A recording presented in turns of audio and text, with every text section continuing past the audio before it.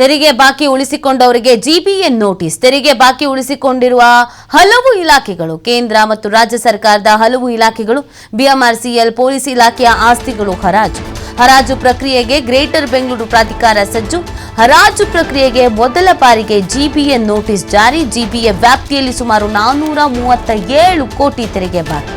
February 17ರಂದು ಹರಾಜು ಪ್ರಕ್ರಿಯೆ ನಡೆಸೋದಕ್ಕೆ ಜಿಬಿಎ ನಿರ್ಧಾರವನ್ನ ಮಾಡಿದೆ. ನೋಡಿ, ಬಾಹ್ಯಾಕಾಶ ಇಲಾಖೆ ಆಸ್ತಿಯ 11.38 ಲಕ್ಷ ತೆರಿಗೆ ಬಾಕಿ ಇದೆ. ಈ ಆಸ್ತಿಯ ಸರ್ಕಾರಿ ಮೌಲ್ಯ 16.96 ಕೋಟಿ. ಮಲ್ಲೇಶ್ವರದ 3ನೇ ಅಡ್ಡರಸ್ತೆಯಲ್ಲಿರುವ ಸಹಕಾರ ಸಂಘಗಳ ರಿಜಿಸ್ಟ್ರಾರ್ ಕಚೇರಿಗೂ ನೋಟಿಸು. ಆಸ್ತಿಯ ತೆರಿಗೆ 44.55 ಲಕ್ಷ ಬಾಕಿ ಇದ್ದು 32.66 ಕೋಟಿ ಮೌಲ್ಯದ ಆ ಆಸ್ತಿಯನ್ನ ಹರಾಜು ಮಾಡೋದಕ್ಕೆ ಸಿದ್ಧತೆ ಮಾಡಿಕೊಂಡಿದ್ದಾರೆ. ಕರ್ನಾಟಕದ ರಾಜ್ಯಪಾಲರ ಹೆಸರಿನಲ್ಲಿದ್ದು ಅವರ ಹೆಸರಿಗೆ ಹರಾಜು ನೋಟಿಸ್ ಅನ್ನು ಜಾರಿ ಮಾಡಲಾಗಿದೆ. ಬೊಮ್ಮನಹಳ್ಳಿಯಲ್ಲಿರುವಂತಹ ಸರ್ವೆ ಆಫ್ ಇಂಡಿಯಾದ ಆಸ್ತಿಯ ತೆರಿಗೆ 23.51 ಲಕ್ಷ ಬಾಕಿ. ಆಸ್ತಿಯನ್ನ ಹರಾಜು ಹಾಕೋದಕ್ಕೆ ಜಿಬಿಎ ನಿರ್ಧರಿಸಿದೆ. ರಿಯಲ್ ಎಸ್ಟೇಟ್, ಶಾಲಾ ಕಾಲೇಜು, ಹೋಟೆಲ್, ಐಟಿಬಿಟಿ ಕಂಪನಿಗಳಿಗೂ ಕೂಡ ಹರಾಜು ನೋಟಿಸ್ ಅನ್ನು ನೀಡಲಾಗಿದೆ. ತೆರಿಗೆ ಬಾಕಿ ಉಳಿಸಿಕೊಂಡವರಿಗೆ ಈ ರೀತಿಯಾಗಿ ನೋಟಿಸ್ ನೀಡಲಾಗಿದೆ. ಮಾಹಿತಿ ನೀಡ್ತಾರೆ ನಮ್ಮ ಪ್ರತಿನಿಧಿ ಗಣೇಶ್, ತೆರಿಗೆ ಬಾಕಿ ಉಳಿಸಿಕೊಂಡು ಹಲವು ಇಲಾಖೆಗಳಿಗೆ ನೋಟಿಸ್ ನೀಡೋದ್ರ ಬಗ್ಗೆ ಮಾಹಿತಿ. ಇಲ್ಲಿವರೆಗೆ ಬೇರೆ ಬೇರೆ ಖಾಸಗಿ ವಸ್ತುಗಳು, ಖಾಸಗಿ ಆಸ್ತಿಗಳ ಬಗ್ಗೆ ಏನು ಬಾಕಿ ಉಳಿಸ್ಕೊಂಡಿದ್ರು ಅಂತವರು ಕೂಡ ಸಾಕಷ್ಟು ಈಗಾಗಲೇ ಇದೆ ಅನ್ನುವಂಥದ್ದು. ಅಂತಹ ಆಸ್ತಿಗಳ ಮಾಲೀಕರಿಗೆ ಹರಾಜು ಹಾಕುವಂತ ಪ್ರಕ್ರಿಯೆಗಳು ಕೂಡ ಈಗಾಗಲೇ 17ನೇ ತಾರೀಕಿಗೆ, ಈ ತಿಂಗಳ 17ನೇ ತಾರೀಕಿಗೆ ನಿಗದಿ ಆಗಿರುವಂತದ್ದು.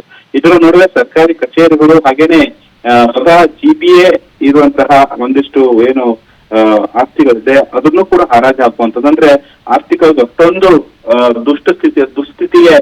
ದುಸ್ಥಿತಿಗೆ ಈಗ ಜಿಬಿಎ ಬಂದಿರುವಂತದ್ದು. ಸಹಜವಾಗಿ ಬಿಎಂಆರ್ಸಿಎಲ್ ಕಚೇರಿ, ಪೊಲೀಸ್ ಇಲಾಖೆ, ಹಾಗೇನೆ ಕಾರಾಗೃಹ, ಕೇಂದ್ರ ಅಪರ ಅಗ್ರಹಾರ ಕೇಂದ್ರ ಕಾರಾಗೃಹ, ಹೀಗೆ ರಾಷ್ಟ್ರಪತಿ ಹಲವು ಏನು ಕಟ್ಟಡಗಳು, ಬಿಲ್ಡಿಂಗ್ ಗಳಿವೆ.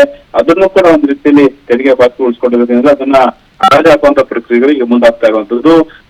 ನಾವೀಗಾಗಲೂ ಸುಮಾರು ಕೋಟ್ಯಾಂತರ ರೂಪಾಯಿ ಮೌಲ್ಯ ಈಗ ಜಿಬಿಎ ಬರ್ಬೇಕಾಗಿರುವಂತದ್ದು. ಹಲವು ರೀತಿಯಲ್ಲಿ ನೋಟಿಸ್ಗಳನ್ನು ನೀಡೋದು ಕೂಡ ಯಾವುದೇ ಪ್ರಕ್ರಿಯೆ ಬರ್ತಾ ಇರಲಿಲ್ಲ. ಹಾಗೇನೆ ತೆರಿಗೆ ಬಾಕಿ ವಸೂಲಿ ಪ್ರಕ್ರಿಯೆ ಕೂಡ ಆಗ್ತಿರಲಿಲ್ಲ. ಹೀಗಾಗಿ ಅಂತಿಮವಾಗಿ ಆಸ್ತಿಗಳನ್ನ ಹರಾಜು ಹಾಕುವಂತ ಪ್ರಕ್ರಿಯೆಗೆ ಈಗ ಜಿಬಿಎ ಸ್ವತಃ ಮುಂದಾಗಿರುವಂತದ್ದು. ಬಾಕಿ ಉಳಿಸ್ಕೊಂಡಂತಹ ಸಂಸ್ಥೆಗಳು ನೋಡ್ರೆ ನಾವು ಬಿಎಂಟಿಸಿ ನೋಡ್ಬೋದು, ಬಿಎಂಆರ್ಸಿ ನೋಡ್ಬೋದು, ಬೆಂಗಳೂರು ನಗರ ಪೊಲೀಸ್ ಕಮಿಷನರ್ ಕಚೇರಿ ನೋಡ್ಬೋದು, ಹಾಗೇನೆ ಪೊಲೀಸ್ ಕ್ವಾರ್ಟರ್ಸ್ ನೋಡ್ಬೋದು, ಉಪ ಪೊಲೀಸ್ ಆಯುಕ್ತರ ಕಚೇರಿ ನೋಡ್ಬೋದು, ಯಲಹಂಕ, ಹಾಗೇನೆ ಅಗ್ನಿಶಾಮಕ ದಳ, ಹಾಗೇನೆ ಗೃಹ ರಕ್ಷಕ ಇಲಾಖೆ, ಮಲ್ಲೇಶ್ವರಂ ಸೂಪರಿಂಟೆಂಡೆಂಟ್ ಆಫ್ ಪೊಲೀಸ್, ಈ ತರದ ಒಂದು ಸರ್ಕಾರಿ ಕಚೇರಿಗಳು ಇದ್ರೆ.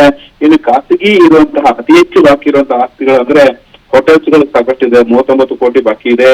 ಹಾಗೇನೆ ಬೇರೆ ಬೇರೆ private Rukmini education charitable trust ಕೂಡ 8 ಕೋಟಿ ಬಾಕಿ ಇರೋದು.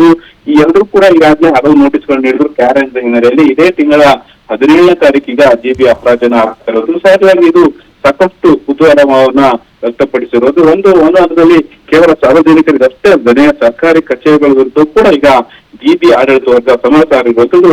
ಸಹಜವಾಗಿ ಜನರು ಕೂಡ ಇದು ಕುತೂಹಲ ನೋಡಿರುವಂತದ್ದು. ಥ್ಯಾಂಕ್ ಯು ತಮ್ಮ ಡೀಟೇಲ್ಸ್ಗಾಗಿ.